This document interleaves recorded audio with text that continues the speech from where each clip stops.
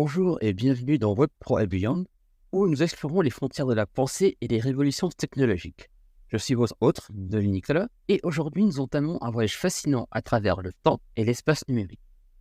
Dans cet épisode de notre série Dialogue philosophique, nous allons plonger dans un concept intrigant, la souveraineté numérique à travers les yeux du philosophe du XVIe siècle, Jean Bodin. Une époque lointaine, certes, mais étrangement pertinente pour notre ère moderne de l'IA. Imaginez un monde où les frontières ne sont pas définies par des lignes sur une carte, mais par des flux de données et des protocoles numériques. C'est dans ce monde que nous allons naviguer aujourd'hui. Alors, installez-vous confortablement, ouvrez votre esprit et préparez-vous à un voyage à la fois ancien et résolument moderne. Pour saisir pleinement la portée de la souveraineté numérique, retournons au XVIe siècle, à l'époque de Jean Bodin.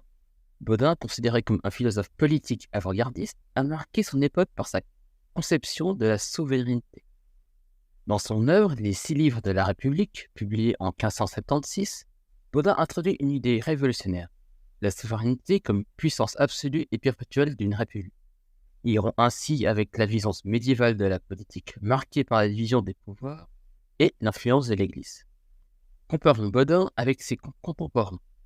À une époque où la plupart des penseurs se concentraient sur la théologie ou la morale, Bodin se démarque par son approche pragmatique de la politique. Il ne cherche pas l'idéal, mais le réel, l'effectif. Cela remplace en opposition avec des figures comme Thomas More, dont l'utopisme contrasterait fortement avec le réalisme politique de Bodin. Ce qui rend Bodin particulièrement pertinent pour le sujet, c'est sa vision de la souveraineté comme une autorité indépendante, non soumise à d'autres pouvoirs.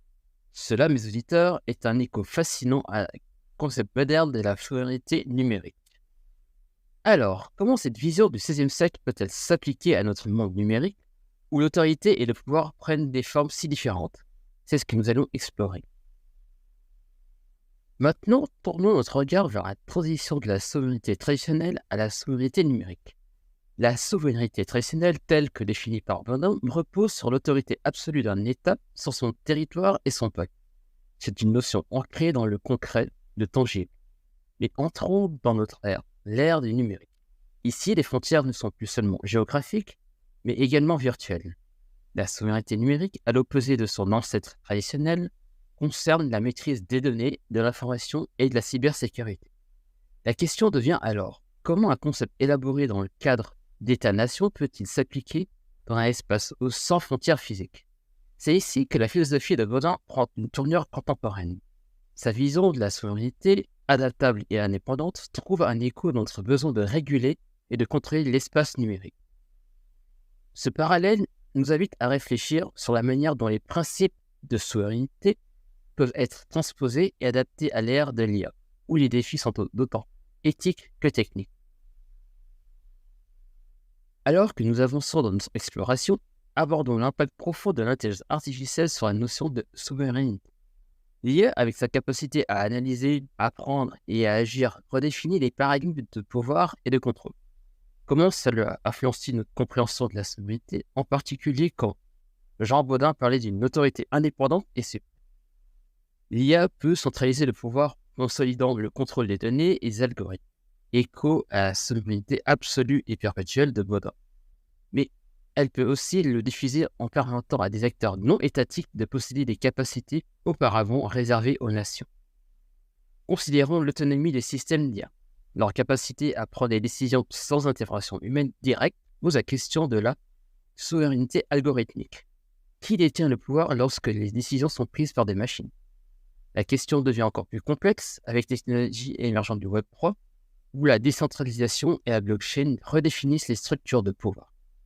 La souveraineté numérique, à l'ère des IA, embrasse donc des dimensions à la fois plus vastes et plus nuancées que ce que Bodin aurait pu l'imaginer. Cette évolution nous amène à repenser la souveraineté dans un monde où l'intelligence artificielle joue un rôle central, interrogeant la place de l'humain et de l'État dans la gouvernance du futur. Après avoir examiné la théorie, tournons-nous vers des exemples concrets des applications pratiques de la souveraineté numérique à l'ère de l'IA. Prenons l'exemple de la régulation de l'Internet. Historiquement, Internet était un espace largement non régulé, un peu comme les terres inexplorées du Nouveau Monde. Aujourd'hui, les gouvernements cherchent à imposer leur souveraineté sur ce territoire numérique, établissant des lois et des réglementations. Parallèlement, considérons la blockchain et les crypto-monnaies. Ils représentent une sorte de république numérique, où la souveraineté est exercée non par un État, mais par un réseau décentralisé d'acteurs. C'est cette réinterprétation moderne de la souveraineté absolue et perpétuelle de Bodin, mais dans un contexte numérique. Autre exemple frappant est celui de la cybersécurité. À l'époque de Bodin, la souveraineté impliquait la défense des frontières physiques. Aujourd'hui, elle inclut la défense des infrastructures numériques contre les cyberattaques, reflétant la nature évolutive de la frontière et du territoire. Ces exemples mettent en lumière la complexité croissante de la souveraineté à notre époque. Ils montrent comment les concepts de Bodin bien anciens trouvent une résonance étonnante dans notre mémoire numérique. Cette exploration des exemples contemporains nous aide à comprendre comment la souveraineté numérique, concept vieux de plusieurs siècles, s'adapte et évolue dans un monde dominé par la technologie et l'innovation. Alors que nous concluons notre voyage à travers les siècles, de Jean Bodin à notre ère numérique, nous sommes témoins de la transformation et l'adaptation continue de la notion de souveraineté. Bodin, dans les 6 livres de la République, offre une vision de la souveraineté qui, bien ancrée dans son temps, résonne étonnamment avec nos défis contemporains. Il nous parle d'une autorité souveraine, indépendante, qui trouve un écho dans notre quête d'autonomie dans la cyberespace. Permettez-moi de citer un passage qui, bien que je ne puisse reprendre mot pour mot, résume l'essence de sa pensée. Bodin souligne l'importance de l'autorité suprême qui ne doit être contrainte par aucune autre. Cette idée, lorsqu'elle est appliquée à notre contexte numérique, nous invite à réfléchir sur qui ou quoi détient réellement le pouvoir dans le vaste monde de l'Internet et de l'IA. En fin de compte, l'œuvre de Bodin et notre exploration de la souveraineté numérique nous montrent que, malgré les avancées technologiques, les questions de pouvoir, d'autorité et de gouvernance restent centrales. Elle nous rappelle l'importance de comprendre notre passé pour naviguer notre futur. Je vous remercie d'avoir partagé ce voyage intellectuel avec moi sur Web3 et Beyond et n'oubliez pas de vous abonner et pour plus de dialogues philosophiques qui éclairent notre monde numérique.